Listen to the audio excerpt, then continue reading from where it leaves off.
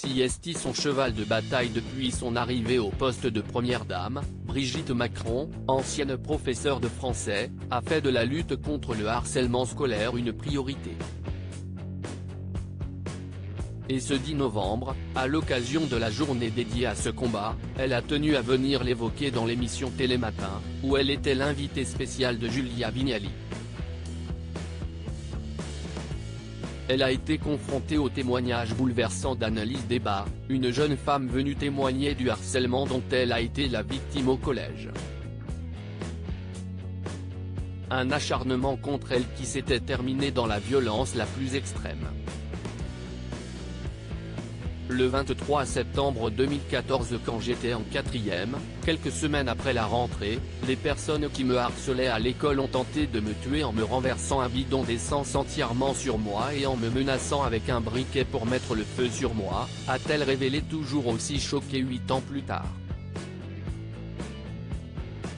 L'émotion de Brigitte Macron face caméra en écoutant celle qui a expliqué avoir littéralement vu la mort sous les yeux, la femme d'Emmanuel Macron, également mère de 3 enfants, Sébastien, 47 ans, Laurence, 45 ans, et Tiphaine, 38 ans, et cette fois grand-mère, a été saisie par l'émotion.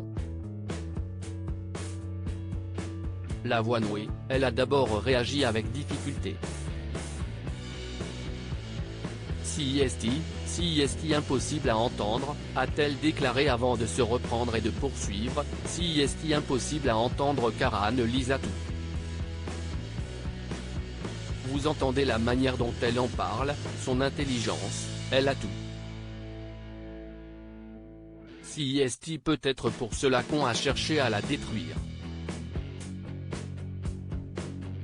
Un moment poignant qui a renforcé sa détermination à lutter contre le harcèlement scolaire, un fléau qui touche environ 1 jeune sur 10 et qui s'est aggravé avec l'émergence des réseaux sociaux.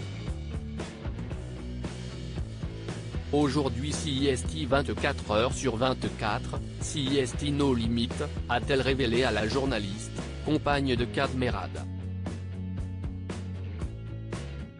On ne sait pas jusqu'où ça va.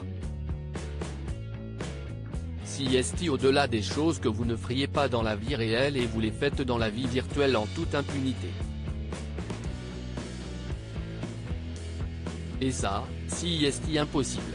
Déterminée à avancer sur ces sujets, la première dame est sûrement retournée à sa tâche avec une nouvelle force pour continuer de faire grandir cette lutte qui lui tient tant à cœur.